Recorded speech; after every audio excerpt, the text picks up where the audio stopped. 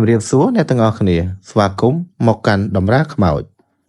យប់នេះដែរខ្ញុំមានកិត្តិយសនឹងពំនាំរឿងមួយទៀតថ្មីស្រឡាងហើយជារឿងពិតតែម្ដងបាទនៅក្នុងឆ្នាំ1990ពេលនោះខ្ញុំនៅក្មេងនៅឡើយទេហើយក៏មានរាប់អានមិត្តភ័ក្តិបានមួយចំនួនហើយក៏មានបងប្រុសម្នាក់ហ្នឹងខ្ញុំរាប់គាត់ជាបងធัวដោយសាររឿងហ្នឹងជារឿងពិតអញ្ចឹងហើយវាអត់មានចំណងជើងទេប៉ុន្តែខ្ញុំសូមដាក់ចំណងជើងរឿងនេះថាចាំយកប្រលឹងបាទដោយសារកត្តាជីវភាពក្នុងកំឡុងឆ្នាំនោះបងប្អូនយើងមួយចំនួនដែលមានជីវភាពស័ក្តិសោយហ្នឹងគាត់ជ្រើសរើសយកការងារមួយគេហៅថាកម្មករវត្តមានហើយកម្មករវត្តមាននេះគឺបងប្រុសគាត់បង្កើតហ្នឹងជាថាកែហ្នឹងជាអ្នករៀបចំធ្វើដើម្បីចូលទៅព្រៃកាប់យកវត្តមានហ្នឹងយកមកធ្វើបាទជាម្សៅដើម្បីយកទៅលក់នៅឯប្រទេសវៀតណាមហើយសម្រាប់កម្មករដែលខ្ញុំស្គាល់ហ្នឹងគឺមានឈ្មោះឋាននិងថងជាតួឯកនៅក្នុងរឿងនេះតែម្ដងហើយថាកែបរិវេទវិញឈ្មោះថានំខ្ញុំតែងតែហៅគាត់ថាពូនំខ្ញុំស្គាល់គាត់ស្និទ្ធស្នាលដោយសារតែកាលពីគាត់មកនៅខេត្តកោះកុងដំបូងហ្នឹងផ្ទះខ្ញុំមានផ្ទះជួល 3-4 ផ្ទះខ្ញុំធ្វើផ្ទះជួលបច្ចុប្បន្នលក់ឲ្យគេអស់ហើយផ្ទះជួលនោះគឺធ្វើ 3-4 ផ្ទះដាច់អត់ធ្វើជាបន្ទប់ដូចបច្ចុប្បន្ននេះទេធ្វើជាផ្ទះឈើហើយមួយដាច់ចឹងទៅអញ្ចឹងហើយពូនំគាត់បានមកជួលផ្ទះខ្ញុំហើយគាត់មានប្រពន្ធហើយមានកូនចំនួន2នាក់ប្រុសមួយស្រីមួយហើយក៏មានប្អូនចដូនមួយប្អូនថ្លៃអីចឹងទៅខ្ញុំរៀបរាប់មិនអស់ទេវាច្រើនដែរព្រោះតែនៅពេលនោះគាត់ធ្វើសិប្បកម្មគេហៅថាវត្តមានអញ្ចឹងហើយគាត់មានគ្នាច្រើននៅហ្នឹងអញ្ចឹងខ្ញុំចាំអត់អស់ទេហើយចំនួននោះដោយសារខ្ញុំនៅក្មេងៗខ្ញុំអត់សូវចាប់អារម្មណ៍ថាគេទៅធ្វើអីហើយបានពិបាកប៉ុណ្ណាដើម្បីយកលុយយកកាក់មកទេហើយបងឋាននោះគឺជាមនុស្សម្នាក់ដែលចិត្តល្អជាមួយខ្ញុំឲ្យទៅមកអញ្ចឹងអាសាហុចនេះហុចនោះឲ្យខ្ញុំអញ្ចឹងទៅជួងកាលអញ្ចឹងផែនដីលាយទឹកដូងញ៉ាំជុំគ្នាក៏មានដែរបាទដោយសាររឿងនេះជារឿងពិតអញ្ចឹងហើយស្ដាប់ទៅបងប្អូនអាចនឹងមានកន្លែងខ្លះរៀងភ្លាវព្រោះដោយសារអីព្រោះពេលនោះគឺជាសម័យកាលមួយរបស់នៅខ្ញុំជាយុវជនហើយជាយុវវ័យអញ្ចឹងណាអញ្ចឹងហើយអ្វីដែលពេញនិយមនៅជំនាន់ហ្នឹងគឺសាច់ពិសេសខាសាច់ឆ្កែអញ្ចឹងទៅជាមួយនឹងស្រាផែនដីលាយនឹងទឹកដោះគោជូរអញ្ចឹងដើម្បីកុំឲ្យខាត់ពេលយូរខ្ញុំសូមនិទានរឿងនេះដូចតទៅថ្ងៃមួយបងឋានបងថងចាប់ផ្ដើមបលាខ្ញុំថាគាត់ហ្នឹងត្រូវឡើងទៅធ្វើវត្តមានទៀតដូចសពម្ដងហើយចៃដន្យណាបងប្អូនអ្នកដែលបើកឡានធ្វើជាថៃកុងឡាននោះតែម្ដងគឺជាបងចដូនមួយបង្កើតរបស់ខ្ញុំតែម្ដងអញ្ចឹងហើយបានជារឿងនេះខ្ញុំដឹងច្បាស់ហើយច្បាស់ជាងបាតដៃទៅទៀតហើយចំចំណុចនេះដែរបងប្អូនខ្ញុំសូមបញ្ជាក់ប្រាប់បងប្អូនតិចការជំនាន់ហ្នឹងអត់ទាន់មានផ្លូវកស៊ូផ្លូវអីទេអត់ទាន់មានផ្លូវគ្រួសក្រហមទៀតផ្លូវដែលឡើងទៅលើភ្នំទាំងប៉ុន្មានគឺជាផ្លូវដែលធ្វើដោយវាយដោយអាអិចឈូសដោយអាបុលសាទេអត់មានអាបុលឈូសទេវាយដោយអាអិចអញ្ចឹងហើយផ្លូវទាំងអស់នោះគឺពិបាកណាស់បងប្អូនគឺឡានដែលឡើងលើចំណោតភ្នំមួយគឺប្រើដោយត្រើយនោះគឺជាខ្សែកាបមួយដែលគេយកទៅចងជាមួយដើមឈើហើយគេប្រើម៉ាស៊ីនហ្នឹងបូមបំវិលវាបងប្អូនណានេះកន្លែងចំណុចនេះគឺចំណុចមួយដែលសំខាន់ព្រោះជំនាន់ហ្នឹងផ្លូវហ្នឹងពិបាកខ្លាំងណាបងប្អូនហើយផ្លូវនេះគ្មានផ្លូវអីទេគឺផ្លូវឡើងទៅពោធិ៍សាត់ផ្លូវទៅអីហ្នឹងឯងហើយមួយទៀតថ្ងៃដែលគាត់ចេញទៅហ្នឹងគឺគាត់បានដូចជាឲ្យបដូរមកខ្ញុំច្បាស់តែម្ដង2ដងគាត់និយាយមកសម្ដៅមកលើខ្ញុំចាំច្បាស់ណាគាត់ថាឯងទៅសិនហើយដឹងបានមកវិញអត់ទេគាត់និយាយពាក្យនេះខ្ញុំចាប់ដើមថាមិននិយាយអីអញ្ចឹងគាត់ក៏សើចហើយបបួលថងចេញដំណើរទៅនៅពេលដែលទៅមធ្យោបាយធ្វើដំណើររបស់ពួកគាត់ហ្នឹងគ្មានអីក្រៅពីឡានតម្រៃទឹកទេបងប្អូនឡានតម្រៃទឹកគេមានដឹករួមមានអំបិលអាស៊ីត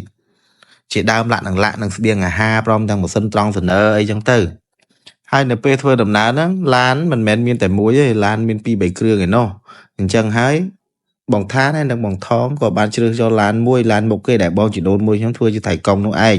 ហើយអ្វីដែលចម្លែកបំផុតរបស់បងប្អូនបងឋានបានយកខ្សែអង្រឹងនៅពេលដែលគាត់ចងអង្រឹងដេកនៅលើឡានហ្នឹងគាត់បែរជាយកខ្សែអង្រឹងយកមកចងកជើងគាត់ហើយនឹងចងកដៃគាត់ថា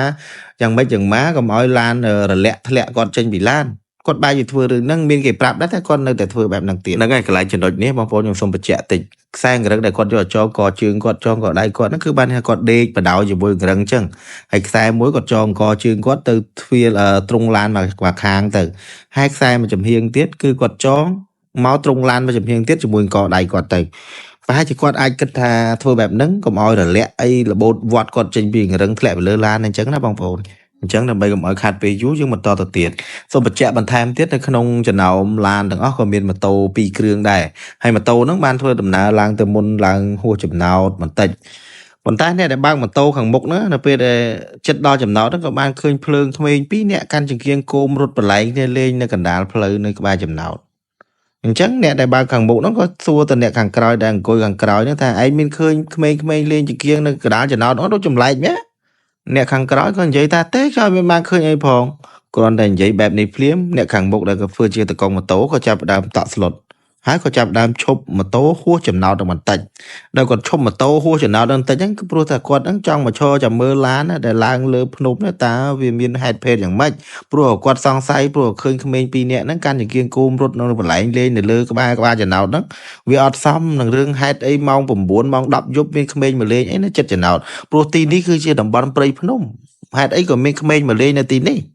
បាននៅត្រង់ចំណុចនេះនៅពេលដែលឡានតម្រៃទឹកហ្នឹងឡើងទៅដល់ចំណុចដែលគេបានមើលឃើញក្មេង2នាក់ដែលកំពុងកាន់ចង្កៀងរត់បលែងគ្នាហ្នឹងបងប្អូនឡានហ្នឹងគាត់តែឡើងទៅដល់ព្រមចាប់ផ្ដើមយងម៉ាស៊ីនបានន័យថាកម្លាំងវាឡើងទៅអត់រួចអញ្ចឹងបងចដូនមួយខ្ញុំដែលជាតកងឡានគាត់ចាប់ផ្ដើមសាងលេខភ្លាមសាងហើយប៉ុន្តែសាងអត់ចូលអញ្ចឹងហើយឡានក៏បានរយ៉ែចុះមកក្រោមវិញគាត់ក៏ចាប់ផ្ដើមចាប់ចង្កូតដើម្បីបួងយកទៅបុកនឹងចង្កេះភ្នំថាមិនម៉េចធ្វើមិនឲ្យនៅគាំងទៅចង្កេះភ្នំទៅកុំឲ្យពមៀលធ្លាក់ទៅក្រោមអញ្ចឹងណាបងប្អូនប៉ុន្តែវាមិនមែនដោយការគិតណាបងប្អូនវាចាប់ផ្ដើមក្រឡាប់រមៀលធ្លាក់ចុះទៅក្រោមប្រហែលជា30ជុំអានេះខ្ញុំចាប់ផ្ដើមនិយាយពីចំណុចទី1ដែលឡានចាប់ផ្ដើមកឡាប់មុននឹងឡានកឡាប់នេះថងចាប់ផ្ដើមហក់មុនគេក៏ប៉ុន្តែដោយជាអកុសលគាត់ហក់ទៅចំកន្លែងដែលឡានកឡាប់នោះតែម្ដងអាស៊ីតអំបិលនិងគ្រឿងឧបភោគបរិភោគក្រុមទាំងអង្គម៉ាស៊ីនអាចឈើសង្កត់លើគាត់ស្លាប់បាត់បង់ជីវិតមួយរំពេចភ្នែករីឯបង្ឋានវិញបងប្អូនមិនបាច់ចាំឆ្ងល់ទេពួកគាត់បានចងខ្សែចងជាមួយកជើងគាត់ជាមួយនឹងទ្រុងឡានហើយដៃជាមួយនឹងទ្រុងឡានបាត់ហើយអញ្ចឹងគ្មានអ្វីក្រៅពីទៅជាមួយនឹងឡានទេបងប្អូនគាត់បានប្រមៀលទៅជាមួយឡានប្រហែលជា30ត្រឡប់បងប្អូនសាកសម័យគិតមើលតើសភាពទៅជាយ៉ាងណាប៉ុន្តែក៏សំណាងមួយយ៉ាងដែរនៅពេលដែលឡានធ្លាក់ទៅអស់ជុំក៏អត់បានធ្លាក់ទៅក្នុងជ្រោះបើសិនធ្លាក់ទៅក្នុងជ្រោះទៀតបងប្អូនសំបីតែសពហ្នឹងក៏រកមិនឃើញដែរព្រោះជ្រោះជ្រៅជ្រៅណាស់ហ្នឹងហើយក្នុងរឿងនិទានម៉ោងនេះបងប្អូនមានបាត់មនុស្សម្នាក់គឺបងចដូនមួយខ្ញុំនឹងតែម្ដងនៅពេលដែលគាត់ចាប់ផ្ដើមទាញចកោតរយ៉ែបង្វិលឡានឲ្យបុកនឹងចង្កេះភ្នំហើយបរាជ័យនោះគាត់ក៏បានអោនចូលទៅក្រោមចកោតឡានបងប្អូនអានេះជាទំនៀមទម្លាប់មួយរបស់តកងឡានណាបងប្អូនឲ្យតែតកងឡានបើកអត្ថមីទឹកឡានធំហ្នឹងឲ្យតែមានហេតុភេទឬក៏បញ្ហាភ្លុកកលាប់អីហ្នឹងគឺគេអោនចូលក្រោមចកោតហើយបងប្អូនគាត់អាចរស់ជីវិតពិតមែនអញ្ចឹងហើយគាត់នៅរស់ដល់រហូតដល់សប្តាហ៍ថ្ងៃនេះប៉ុន្តែជាអកុសលក្រុមការងាររបស់យើងនឹងបានបាត់បង់ជីវិតរហូតដល់ទៅ2នាក់ទៅហើយប៉ុន្តែអ្វីដែលចៃដន្យនោះគឺមនុស្សដែលស្លាប់នោះគឺឈ្មោះស្រដៀងគ្នាហើយនឹងជួនគ្នាតែម្ដងគឺឋាននឹងថងគ្រាន់តែចាប់ផ្ដើមសាររើរកមនុស្សរកអ្នករបួសរកសពគេក៏ចាប់ផ្ដើមរកឃើញថងមុនគេពុទ្ធោអើយសភាពសពរបស់បងថងត្រូវបានអាសិចដុតឆេះរលេះរលួយស្ទើរតែមើលមុខមិនស្គាល់ហ្នឹងហើយត្រង់ចំណុចនេះដែរបងប្អូនអាសិចដែលគេយកទៅផលិតវល្លិមាសធ្វើម្សៅវល្លិមាសហ្នឹងគឺអាសិចកាត់ខ្លាំងណាស់បងប្អូនខ្លាំងជាងអាសិចកាត់មាសទៀតដាក់ឈើក៏ឆេះដាក់អីក៏ឆេះដែរអត់ឆេះតែជាប់ម្យ៉ាងបងប្អូនអញ្ចឹងហើយបានវាធ្វើឲ្យឆេះសាកសពរបស់ថងរកតែចំណាំស្ទើរតែមិនបានផងក្រោយពីពិនិត្យសាកសពរបស់ថងរួចគេក៏ដើរទៅមើលចំណុចដែលឡានធ្លាក់មុនដំបូងគេចាប់ផ្ដើមបើកកាប៊ីនដើម្បីមើលទៅលើតកង់ដើម្បីសង្គ្រោះតកង់ឡានសិនហើយក៏ចាប់ផ្ដើមមកមើលពីសភាពរបស់ឋានវិញម្ដងឯឋាននេះវិញគឺជាប់ចំណងដដែលមិនទាន់ដាច់ទៀតបងប្អូនដោយសារតែគាត់ចងនោះហើយសភាពសពរបស់គាត់វិញបងប្អូនគឺបាក់ខ្ទេចឆ្អឹងគ្មានស្ទើរតែគ្មានសល់ឆ្អឹងចំណុចណាដែលនៅសល់នោះទេឆ្អឹងចំនីឆ្អឹងទ្រូងឆ្អឹងខ្នងគឺបាក់ខ្ទេចជាមួយនឹងឡានប្រហែលជា30ជុំនោះបាទហ្នឹងហើយក្រោយពីគ្រប់គ្រងសភាពការបានទាំងស្រុងហើយគេក៏ចាប់ផ្ដើមនិយាយគ្នាពីពាក់ព័ន្ធទៅលើអ្នកដែលបើកម៉ូតូបានបន្លឺឡើងនិយាយថាខ្ញុំបានឃើញយ៉ាងច្បាស់នៅរូបភាពក្មេង2នាក់កំពុងកាន់ចង្កៀងរត់បលែងគ្នានៅលើផ្លូវ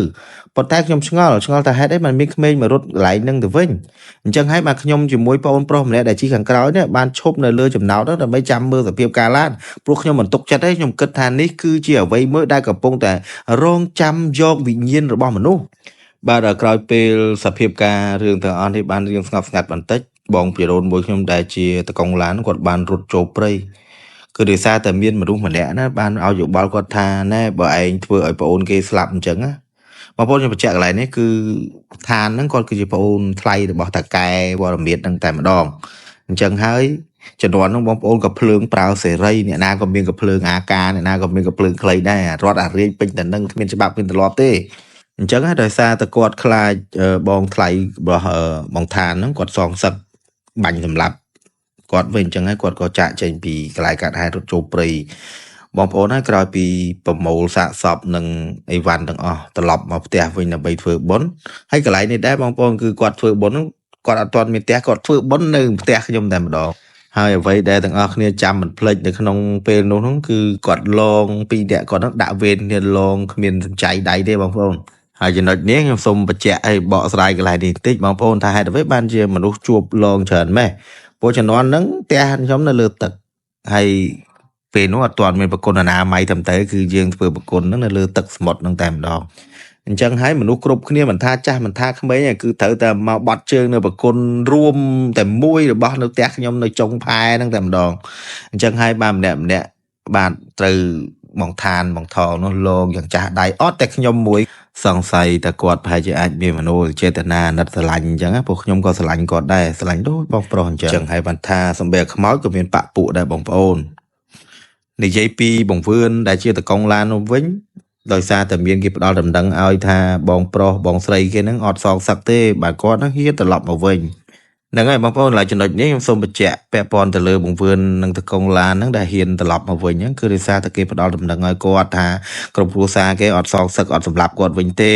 អញ្ចឹងហើយដល់ពេលគាត់មកដល់វិញបងប្អូនខ្ញុំបានឃើញសភាពគាត់គឺស្គមស្គាំងស្លេកស្លាំងហើយអញាក់អញ័រនិយាយញ័រដៃញ័រជើងគាត់បានប្រាប់ខ្ញុំថានៅក្នុងព្រៃហ្នឹងត្រូវឃើញនេះឃើញនោះដោយសារតែឃើញតែបងឋានបងថងហ្នឹងតាមលងតាមការពារគាត់មិនដឹងជាតាមការពារឬក៏តាមលងហាក់បីដូចកំពុងតែបន្ទោសគាត់ពាក់ព័ន្ធទៅលើការបើកបររបស់គាត់អញ្ចឹងធ្វើឲ្យគាត់មានវិបដិសេរីរហូតដល់សប្តាហ៍ថ្ងៃនេះអញ្ចឹងបងប្អូនហើយបច្ចុប្បន្ននេះគាត់កំពុងរស់នៅខេត្តពោធិ៍សាត់នៅវាលវែងនេះឯងហើយនិយាយពាក់ព័ន្ធពីបងឋានបងថងនៅវិញគឺបងប្អូនហើយនិយាយពីឡងវិញអ្នកខ្លះមកប្រាប់ខ្ញុំថាពេលខ្លះទៅបាត់ជើងនឹងឃើញអត់ក្បាលដើរកាត់មុខអ្នកខ្លះទៀតហ្នឹងថាឃើញអង្គុយយល់ជើងពីរនាក់នៅស្ពានដែលគេទៅបាត់ជើងហ្នឹងអញ្ចឹងហើយបងប្អូនកន្លែងនេះដែរយើងគួរតែជឿព្រោះដោយសារថាជំនាន់នោះមិនទាន់ដូចសម័យឥឡូវទេនៅជុំវិញខ្លួនយើងសិតតែព្រៃនិយាយមកកោះកុងវិញគឺសម្រាប់ខ្ញុំវិញមកដល់កោះកុងគឺជិះទូកមកទេគេហៅទូក BE បងប្អូនលិចនៅចកាដូងទី3ទី4ណោះចេះរស់ជីវិតមកដល់សប្តាហ៍ថ្ងៃនេះក៏ជាសំណាងមួយដែរបាទជាទីបញ្ចប់សូមអរគុណពុកម៉ែបងប្អូនដែលបានទស្សនានិងស្ដាប់រឿងដែលខ្ញុំនិទាននេះហើយសូមបញ្ជាក់ដែរថារឿងនេះគឺជារឿងពិតហើយសម្រាប់អ្នកដែលកំពុងតែនៅមានជីវិតហ្នឹងបច្ចុប្បន្នគាត់នៅវាលវែងនៅពោធិ៍សាត់នៅឡើយទេចំណែកមនុស្សមួយចំនួនទៀតដែលនៅក្នុងសាច់រឿងនេះបច្ចុប្បន្នគាត់បានចែកគ្នាទៅនេះទៅនោះអស់ហើយអញ្ចឹងហើយបច្ចុប្បន្នខ្ញុំក៏អត់ដែលបានជួបពួកគាត់ដែរព្រោះរឿងនេះកើតឡើងប្រហែលជា30ឆ្នាំហើយបាទសូមចុច like និងចុចសញ្ញាកណ្ដឹងព្រមទាំងចុច subscribe សូមអរគុណ